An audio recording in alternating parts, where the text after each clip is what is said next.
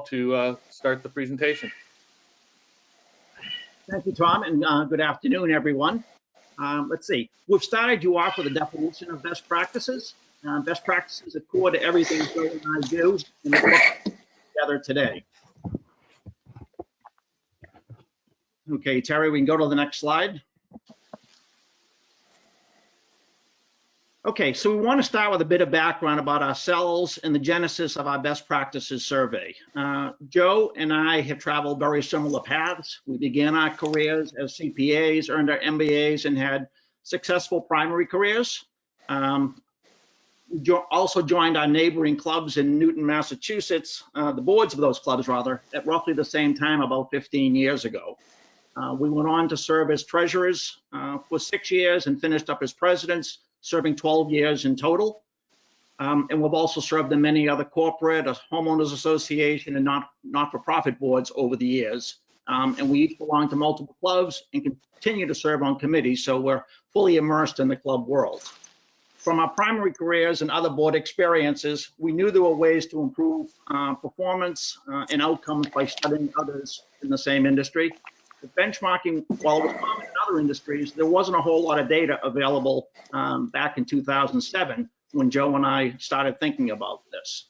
What we did do was form a peer group of about a dozen of the strongest clubs in Greater Boston.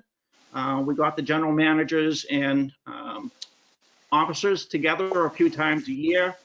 We shared financial information, we shared practices, and we talked about anything anyone wanted to talk about.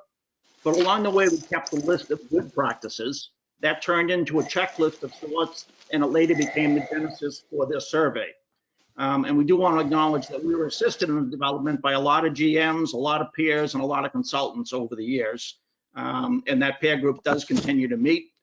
But when Joe and I finished up our 12 years of service back in 2016, we reflected on our long tenures in numerous board configurations over the years, and we recognized that we didn't know what we didn't know. And we also are aware that most people coming on the board don't know what they don't know. And we'll talk to many people who have served, as chairman or presidents or CEOs of very significant companies around the country. And they all agree, nothing in their careers prepared them to serve on a club board. And what we're trying to do is to compress the learning curve for new board members and existing board members, and to get everyone on the same page and make them as effective as possible, because most board terms are relatively short, and we want them to be as productive as possible. So now we can go to the agenda. Okay, so what we'll talk about today is the survey itself and its uses, governance in general, some lessons learned, and how those factor into the survey.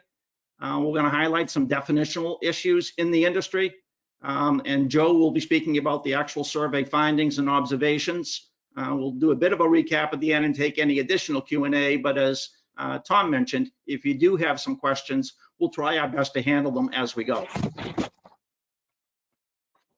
So there were really two purposes of the survey. At the industry level, let's see, Joe and I have been doing this since 2017. We've done it annually. And for those of you that don't know, we just joined club benchmarking last fall, although we've known the principals, primarily Ray Cronin, of the firm forever, actually since before club benchmarking started. But anyways, we gather the information at the industry level to advance the industry's awareness of best practices, and to develop understanding of what's going on out there. And we look for feedback to continually improve the survey. The second way we use it is with our client engagements. We use it as a self-evaluation tool. We give out a link. We have the entire board of a club and the general manager and perhaps some committee chairs take the survey. And what it's really doing is testing for the depth of knowledge of best practices across the leadership team. We're not looking for anyone to give us the right answers for that particular club. What we want to understand is how all the perspectives of these best practices and plans and things that are in place vary across the group. So we use the survey as the centerpiece of our governance reviews and the board orientations. So what is governance? We define it the system of interrelated activities that consistently drive an organization towards its mission and we add in an ethical manner. The board has 3 basic obligations: protect the assets of the club, develop and sustain sound strategy, and ensure the financial vitality of the club. Those are all strategic. No, there's not a 4th one. It does not mean getting involved in the operations of the club. And that's an area that we, we see the boundaries not respected from time to time, actually quite a lot of time, and I'm sure the general managers on the line understand what I'm describing. But it's important for particularly new board members to understand that they are at the strategy level, they're at the board level, they're not at the operating level.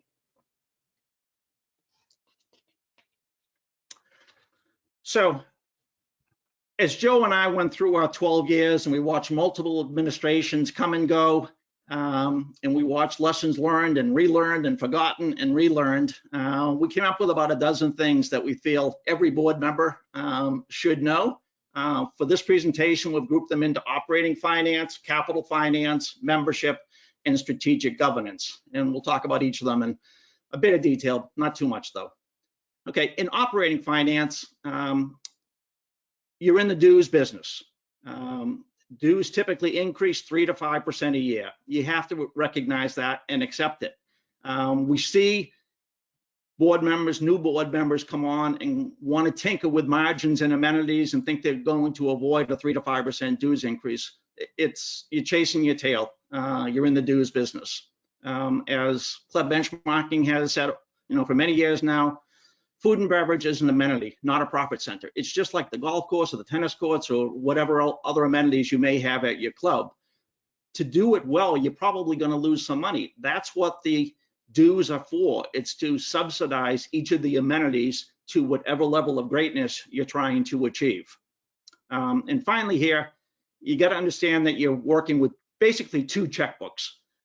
The capital ledger is 1 checkbook. It covers a long period of time. But the operating ledger, the second checkbook, is the P&L. You bring in your annual dues, you pay your annual expenses, you close it out at the end of the year, and you're trying to budget it to break even. You're not doing it to make a profit. This is not AT&T or Comcast or any of the vaccine developers. Okay, so we'll go on to capital finance. You can never have too much capital. I'm sure you know that depreciation is relentless. It is consuming your assets at all times. They're going to show wear and tear. They need to be replaced. Amenities need to be improved or added. You have to think long term, and really coming back to the original point, you can just never have too much capital. The next point is on debt. We take it very seriously. We see too many clubs either taking on too much debt for too long a term at poor terms, or kicking the can down the road by taking on a balloon payment. They keep the payments low for the first 10 keep the payments low for the first 10 years or so by scheduling it out on a long amortization period, but there's a big balance due or a balloon payment after 10 years. And you get to the end of 10 years, the asset's getting weary, another big project comes along, and you still have to face paying off that balloon payment. So that's an item to avoid. And then we've also, private clubs that reduce initiation fees and capital fees have a difficult time increasing them again. We see well-intentioned boards that may hit some headwinds, economic or whatever it might be, and the knee-jerk reaction is to reduce initiation fees or capital fees, thinking they're going to better retain members or better attract new members. But what they're really doing is kicking off what Joe and I referred to as the death spiral, that when you're not bringing in those capital fees, the campus is deteriorating, it's getting older, you're not adding the amenities that the next generation of members want, and it becomes harder and harder to retain the members or to attract new ones. So it's a word of caution that you've got to replace any capital fees that you're thinking about cutting.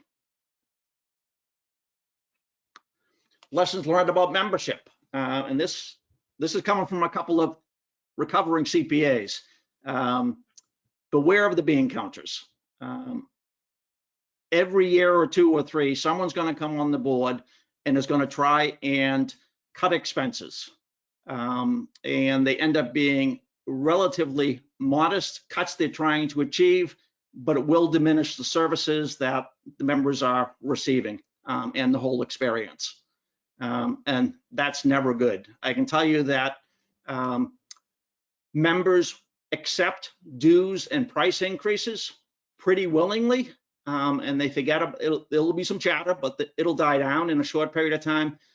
But if a member or members have some bad experiences, that will color their opinion in the pub room chatter for years to come. So just be very careful about trying to cut expenses to keep the dues down. It doesn't usually work out well. The other point that's sometimes a revelation to board members is you've got to expect, whether it's 4 to 7 or 5 to 7% annual attrition. You're going to lose members every year. Financial hardships, health issues, moves, some dissatisfaction, whatever it is, you're going to have some normal attrition. But if you add that up over a 10-year period, that could be 50 to 70% of your faces around your club could be different over the next 10 years. And the people that you're going to try and attract to replace the departing members, are going to have different needs and wants and desires. And the younger generation in particular, they want resort quality and they want it now. So you have to factor that into your strategic thinking. The next point on communication, you cannot communicate enough. In person and in writing, town hall meetings, monthly letters, quarterly reports from the treasurer, monthly communications from the GM, or perhaps more frequently. And that's in addition to all the normal updates about what the menu is going to be and how to sign up for the kids camp or whatever else you're doing. But you really got to tell them about where's the club headed. Give them some foreshadowing of what's to come and what's going on in the boardroom. And the last point speaks for itself, but membership satisfaction typically results from state-of-the-art amenities and great quality and service. And when it comes to strategic governance, we're always surprised at how many boards do not set out an annual agenda saying these are the things that we want to accomplish. These are the things that are consistent with our strategic plan. And without those written down at the beginning of the year, it's very easy to wander. You get to the end of the year and you haven't accomplished nearly as much as you could have or might have.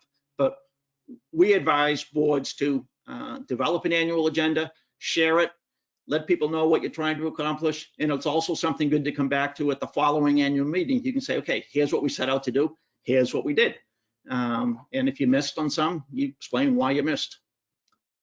Succession planning for officers and board members is critical. As I think everyone on this call knows, board terms are typically pretty short, which sometimes means attention spans can be short. But you've got to have good succession planning if you want to implement plans over multiple administrations. If it's a jump ball every time the board turns over or you have a new president, it's very difficult to achieve consistency. And lack of consistent direction or lack of consistent implementation of plans is often cited as a cause for management turnover, which in and of itself is disruptive. Excuse me. Next one, time is precious, use it wisely. This is particularly true with committees. If you give a group of people a couple of hours a month without clear direction, they're going to find something to do. And they can consume an awful lot of management time finding something to do. So we do advise boards giving each committee a charge, what they should be doing for the year, and actually the necessity of the committee should be evaluated, if not annually, from time to time. I mean, you don't have to have the same committees in place at all times. And the last one, I'll learn best practices and employ them. Obviously, that's near and dear to Joe's and my heart, but I go back to a phrase that an old boss of mine said, and if you think you're the smartest person in the room, find another room.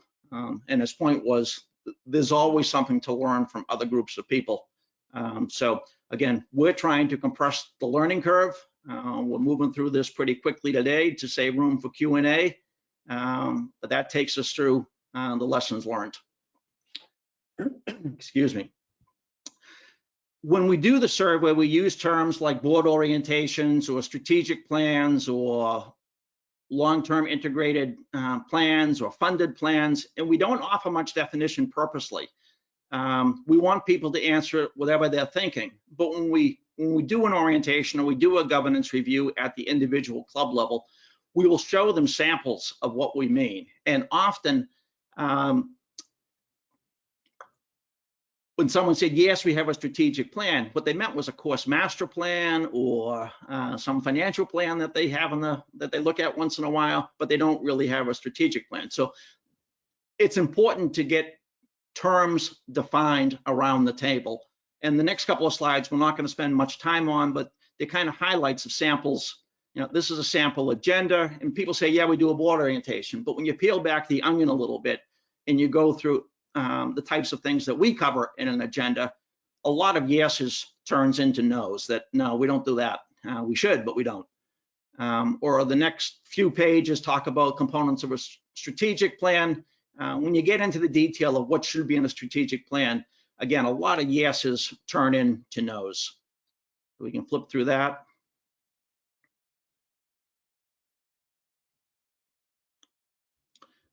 In this one, we talk about a long-term integrated financial plan. That's a combination of a long-term look at operations and a long-term look at capital plans. Long-term capital planning, most people get, whether they do it or not, they understand it. But you've also got to understand that as you add additional amenities or add venues for outdoor dining, whatever you might be doing to improve and enhance and enlarge your campus, you're also changing the operating costs over time. And sometimes clubs and boards get into trouble that they plan carefully for all the capital improvements, but they don't consider what it's going to do to their operating structure. So to us, that's a long-term integrated financial plan, and all of the boxes that you see on this slide play into both ledgers. Another term that gets used, full member equivalence. We have a definition. Some people haven't heard the term at all, or others have heard the term, but it means something different to different people around the table. So those are just samples of some of the definitional issues in the industry. So here are some survey comments, from the most recent one, and certainly gratifying to us when we read these comments. But the most important thing is it's thought-provoking. That theme comes up a lot, and that's what we had hoped for when we set about doing this. That people are thinking about best practices or better practices than they employ, and getting boards to think about what can we be doing better, and really recentering them around an objective set of practices.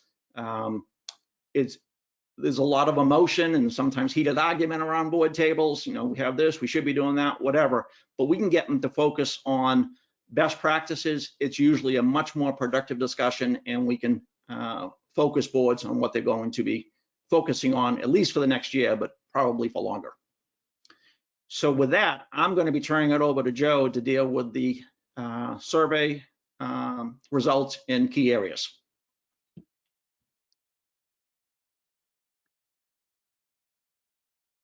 Joe, you're muted. Nope. Still muted. Hang on. Let me see if I can unmute you from here. It says you're self-muted. There you go.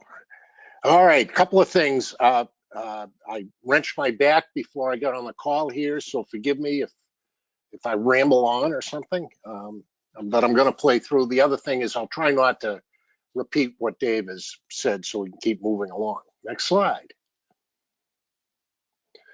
So the survey questions, yes or no, is quite simple, but one of the couple of things that we really focused on with the number of no-shows, and you'll see this as we go through the survey, and that's really an indication for directors that they're not keeping up with their fiduciary duty of care.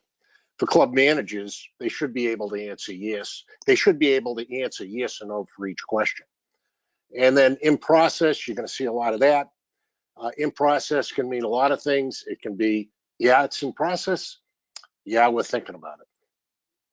And just for the clubs that are 501c7s, the Form 990, just so you know, is public record.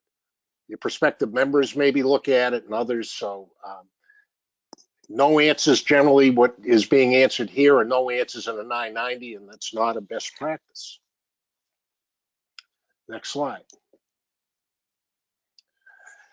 We saw a lot of examples where the responses did not always agree with the financial data. Managers and board members disagreed on key issues. Directors disagreed among themselves. We believe that managers should have full and transparent information on all aspects of the club in order for them to do their job appropriately. And then, as I said, the not sures are an issue. And these, again, examples where board education can come in. There were 14 key questions we considered in determining the future financial results and sustainability of the club. The yes and no, not sure answers have the greatest potential impact to predict financial results. And on a test basis, we actually took a look at survey results, correlate them back to available financial data, mostly tax returns. Correlation was pretty high between yes answers, clubs having net available capital, which is their capital income, sufficient to fund their depreciation and to fund their debt service. And then conversely, clubs with a preponderance of no, not sure answers had the opposite financial result, which should serve as a warning sign to club members. And I'm going to go and talk about, there are 8 real financial warning signs that we see at a club. And I'll just talk about them briefly. Declining FMEs, Dave gave you the definition. Declining FMEs can be a combination of you're not replacing, you're departing members with new members. You're doing deals to bring in members, which reduce your dues revenues and your full member equivalents. So that the declining FME, it's really a KPI, key performance index indicator to watch that. Dues less than 50% of total operating revenue. Benchmark is 50% of your operating revenues should be dues. To the extent you start going underneath that number, your financial results and your ability to subsidize amenities is going to go away. Capital base decreasing. That is your net property, plant, and equipment decreasing. That is where your depreciation expense is exceeding your capital expenditures.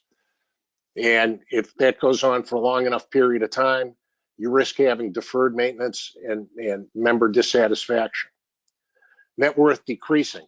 In the same way, net worth in a club should be going up over time. What can hurt that is sustained operating losses, not sufficient capital levies to fund depreciation, and your debt service, a recurring theme. The next one we've talked about. Next, total debt greater than annual dues revenue. Well, at the end of the day, the amount of debt that you can take on is purely a function of, do you have the funds to pay for it?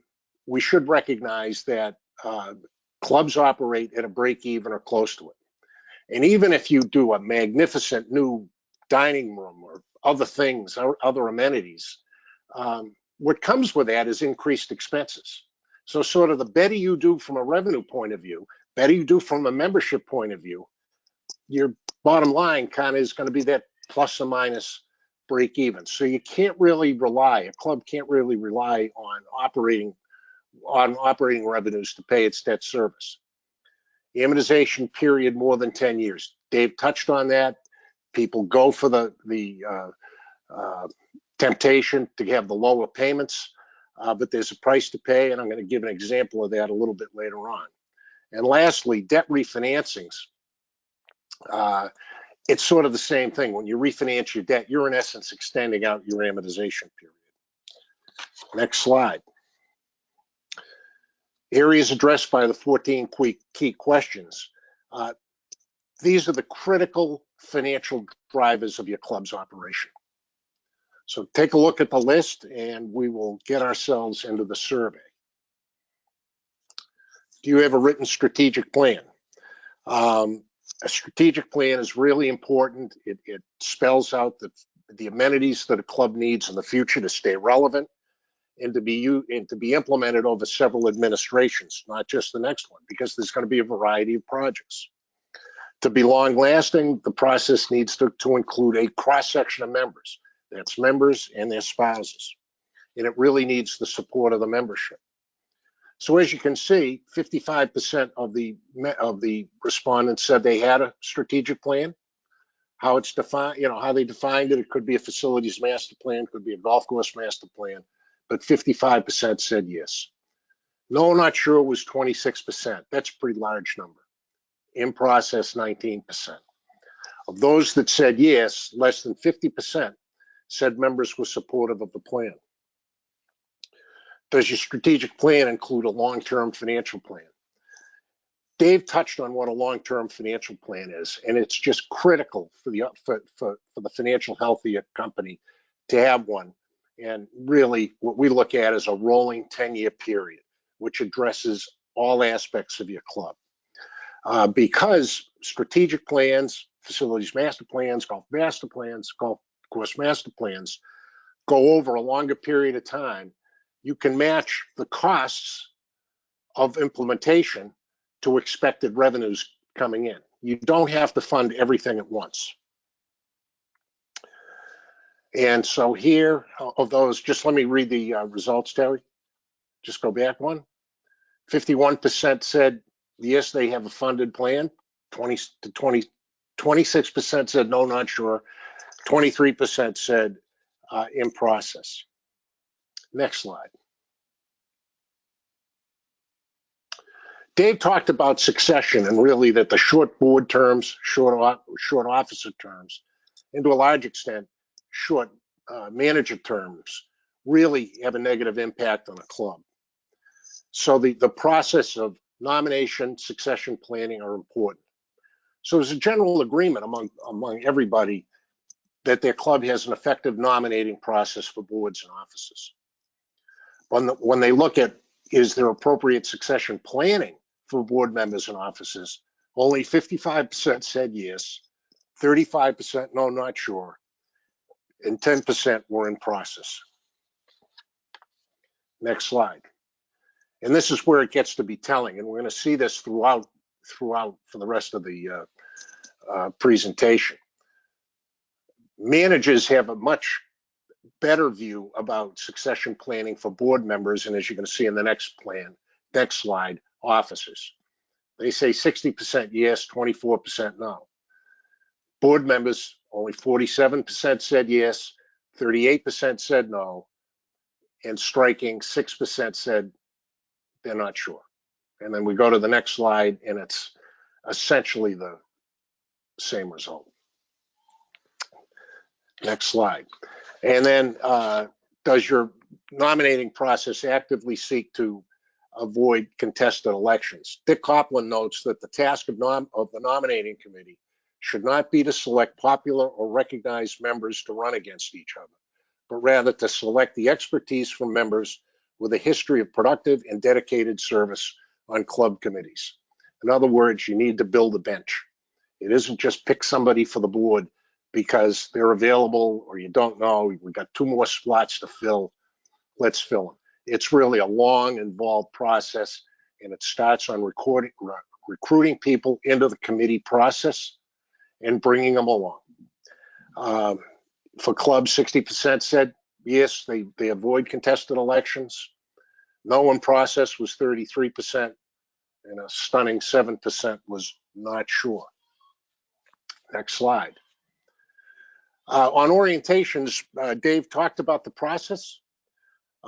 It's very important that institutional knowledge, not only new members get it, it gets reinforced to existing members, and that way it transfers over to succeeding administration. It's real important to get everybody on the same page.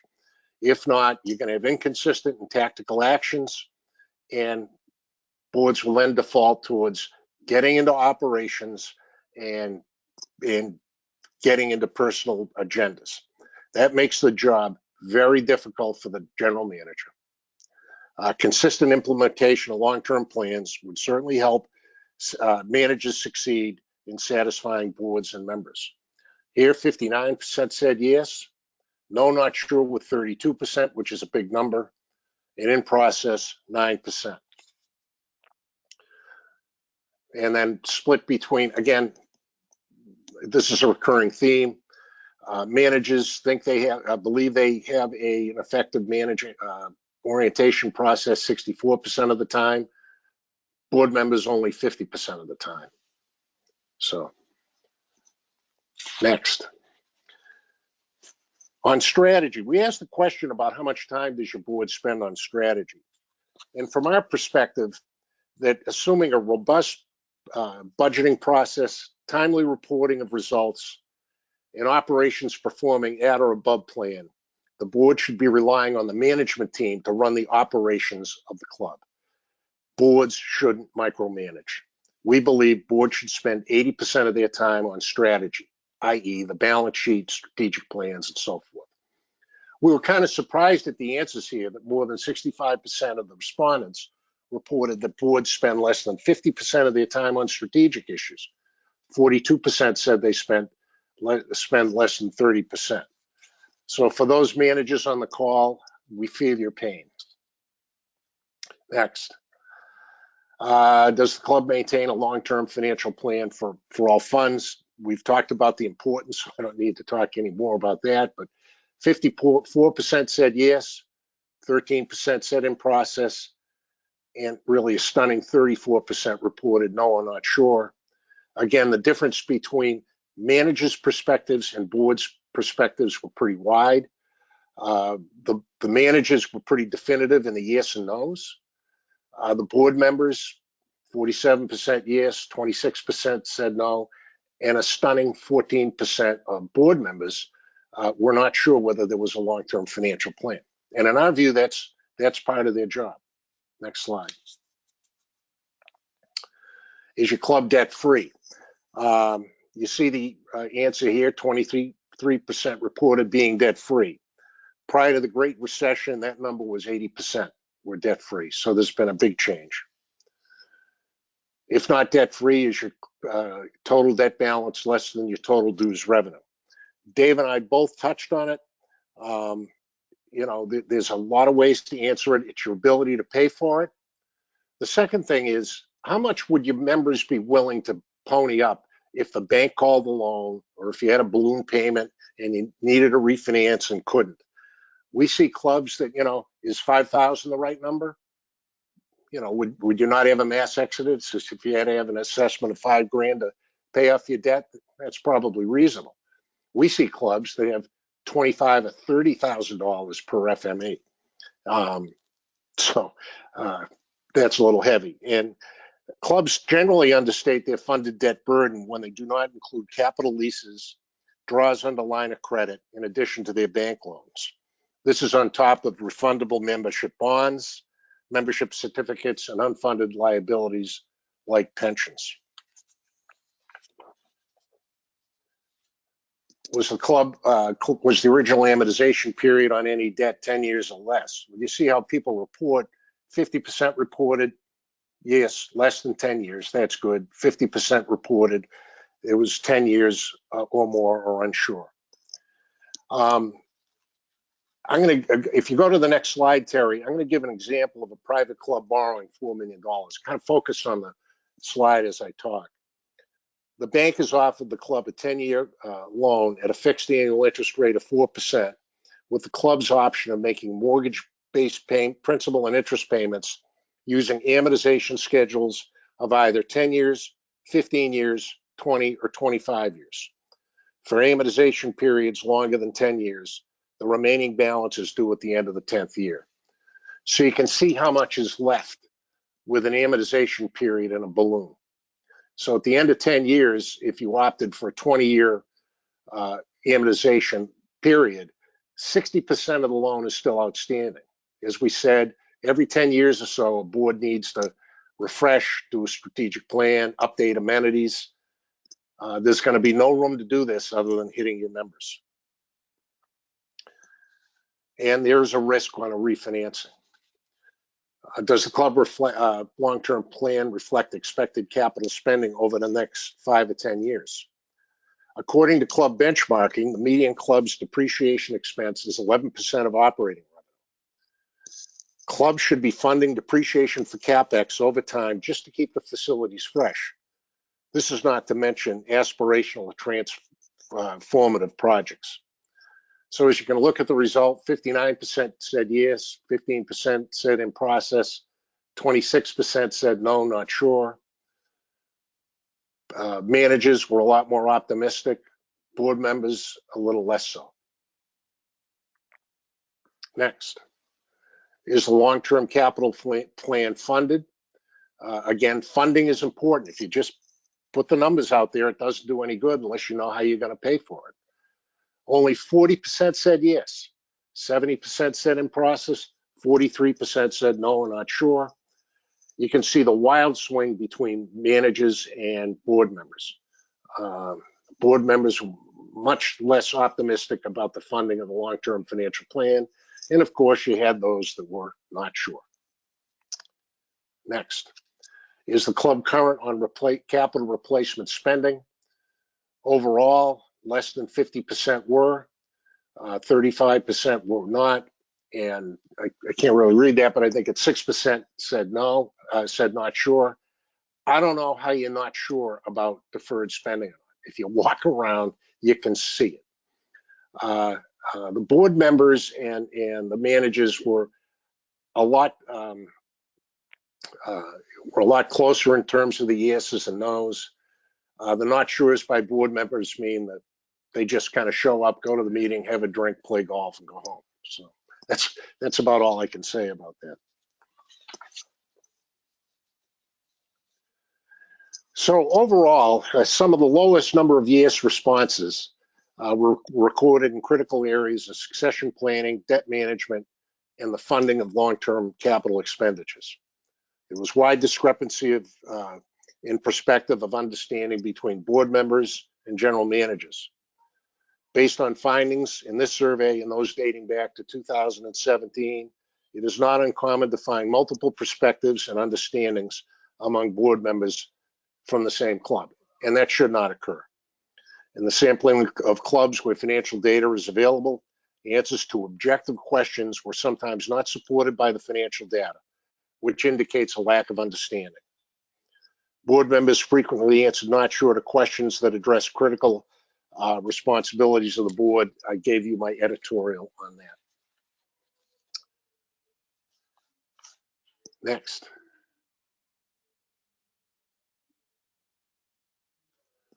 And So first, let me apologize. I kept losing my internet connection, so you may have seen me flash on and off the screen there. I apologize. But it was pure serendipity that we joined Club Benchmarking last September, just as Club Benchmarking, Copland, Stiebler and Wallace, and the McMahon Group were forming the Club Leadership Alliance. And the objective of the alliance was to generate widespread understanding and adoption of the best practices that lead to sustained club success. And that's exactly what Joe and I have been thinking and trying to do. So the timing couldn't have been any better. And we wanted to include this slide in the deck for you all to take a look at. And it will be available to you in the recorded version, or if you decide to pull down the PDF version of the presentation. And I think we're now open for questions. I don't see any on the screen just yet. So I don't think we've had any questions. Anybody has questions about governance in general, board management dynamics? These guys have a long track record on both sides of the table, so feel free to throw in a question.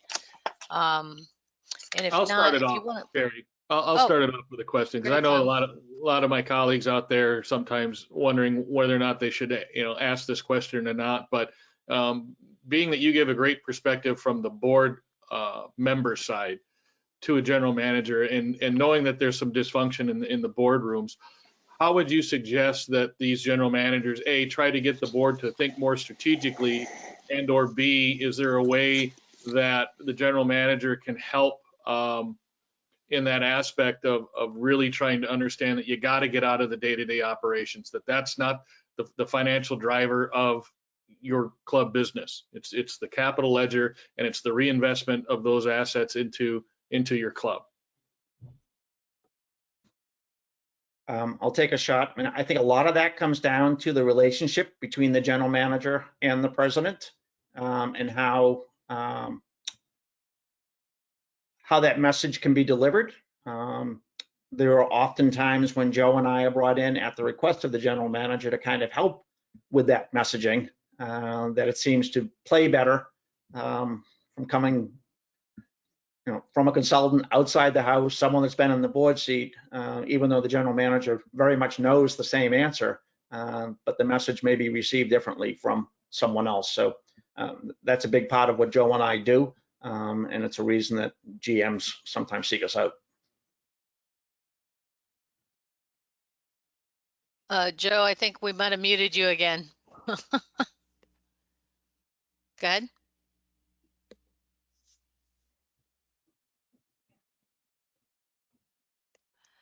Hang on. Oh. There. I mean, a lot of instances, Dave and I talk to general managers because we know that they're caught in the middle a little bit. Part of our job is to support the general manager, and we're happy to talk to any of you and to then talk to any board members and do it in a way that doesn't put anybody in a poor light. That's part of what we do. We're trying to get to a good answer. Another question that I know, and it's especially relevant in the upper Midwest as it is out east where you guys are, but we were all brought up in the manufacturing world where it's cutting costs and making sure you're watching payroll and doing those things. And that's really evident in the board rooms in the upper Midwest. What is your suggestion to help get out of that mode of cost cutting and that manufacturing background of understanding what a private club business model is versus what they're used to going to? I mean, there's a lot of data out there, as you know, Tom, that supports the business models of clubs as we talk about. The vast majority, I mean, as we looked at the survey results here, almost every club lost money in F&B. That's the way it should. And club benchmarking has done an analysis where the greater the subsidy of food and beverage, the stronger the membership and the more vibrant the initiation fee. The data is out there. You can't cut your way to success. I personally experienced that in the recession of 2008, and that was pretty short-sighted and for me a lesson learned.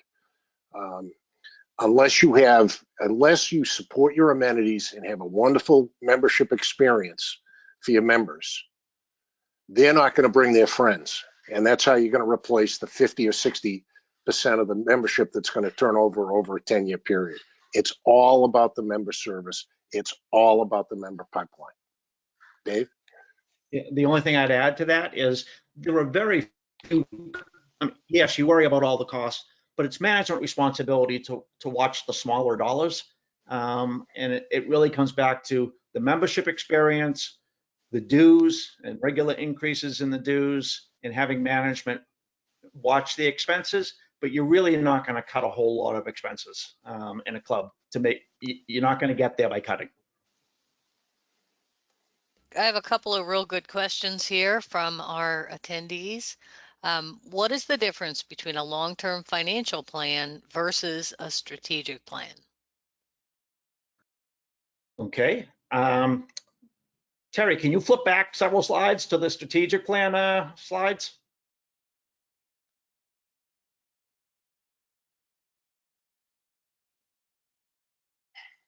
A couple more. Okay. So at the end of the day, the strategic plan sets out where you want to be. It's the vision here. The second one, most importantly, it's defining where do you want the club to be in 5 to 10 years and what are the steps you're going to take to get there. And it's largely words. It's a narrative of where you want to be and how you're going to get there. You can click through the next slide or two. It's the same thing. These are all words and how you get there. But as we go to the next slide, I think. Okay, these are all words here, but these all translate into numbers. The long-term financial plan are really the numbers. It's a numerical representation of the strategic plan, the replacement reserve, the campus master plan, everything that's going to be happening to you financially over some 5 to 10 year period here. So the short answer here is the strategic plan is largely a narrative and the financial plan is largely numbers. Yeah, and I think it's important to note here that really the long-term financial plan is part of the overall strategic plan, right? It's an important component of that. So it starts out kind of mission, vision, value. We all know that when you think about a strategic plan, that's sort of where people go with it first. But then we build out, we believe these are critical components of that process. The SWOT, understanding what your KPIs are for the club, understanding what the goals, to Dave's point, are, sort of what it looks like. You know, what is the club going to look like 5 or 10 years from now when the president's daughter's getting married there, right? And then all these components here, which tie into this. So hopefully that answered that. And this is a good one from a club president who's on the line, who asks, how do you educate the membership that it's not the board's purpose to be involved in operations? Serving as president, and I am serving as president, and a lot of members want the board to change things that relate to operations. We can go back to communications. Right. Whether it's a monthly letter from the president reinforcing what you're saying. But if it's, I mean, I'm not sure of your situation. I mean, if it's truly disastrous, it may rise to the level of being a board level matter. But if it's things that are more routine, day-to-day types of things, it's clearly not the board's responsibility. Yeah, I mean, Right. we would advocate for any club president to get, you get in front of the membership for the annual meeting, but maybe a couple more times a year to talk about what the board's talking about, talk about your capital plans, put up your long-term financial plan, and the whys. And I think the more you talk to the membership, the more they'll understand. Yeah, I think we have clubs where management armed with data about the operational side that sort of gives assurance to the members that that's being handled, that the management has a handle on that. They can document it. That's management's role. And we have clubs that do in the member meeting or in an orientation, particularly a new member orientation, a very clear slide that delineates separation of church and state, meaning the roles and responsibilities of the board versus the management team. Tom, you got anything there? You hit exactly what it is, that matrix of the roles and responsibilities of what the board is, what the GM is, what the management staff is, and the committees. Really understanding what their roles and responsibilities are is huge. And understanding that, and if that has to come out at a town hall meeting or during your annual meeting, so the general membership understands how the roles and responsibilities of the club inner workings go. That's a key slide to put up and to understand that this is how things are dictated in the terms of day-to-day businesses at the club. And, Yeah, and I don't know if this president has seen the white paper that we put out. You're certainly welcome to distribute that or steal from it, but we do touch on some of this on the white paper. good. And I think I'll make sure that Raleigh and Kathy have a copy of that. So in the follow-up after the webinar, you'll get a link to the recording so you can watch that again or share it with your board if your board wasn't able to join you today, and some other resources. And Tom's role with our company is as what we call a CB partner for clubs in your region. And so I made a mistake here and did not add his contact information at the end of the slide, but I think you guys probably have access. It's also on the website on our team page, and you can get a hold of him and he can kind of commiserate and or kind of talk through some ideas. Absolutely. And- Most people know who I am, being as a member of both chapters over time. But if not, if you do know Raleigh or one of the GMs, if you're a board member, I'm more than happy to help you in any way that I can. And to Terry's point, Dave and I being long-term club presidents, to the club president that's on this webinar, we are happy to commiserate. We're Okay. also happy to take phone calls and discuss it with you. Yes. Right. Right. Okay, so I think that's it for the questions. We're a little bit early today, but I think nobody ever complained about that being done early. So if you have any additional questions, make note of the email addresses and phone numbers on the screen. And then Tom Olson is just tolson@clubbenchmarking.com. We promised you a password at the end so that you can get your credit. And that password for this session is essential, ESSENTIAL, essential. So Tom, anything to add? No, just thank you very much for your time today. Thank you. As I said, Thank you. if you have any questions for Joe or Dave or myself, please don't hesitate to reach out, and we're all here to help. Very good. All right. Thanks, everyone. All right, thanks. Have a good day, everybody.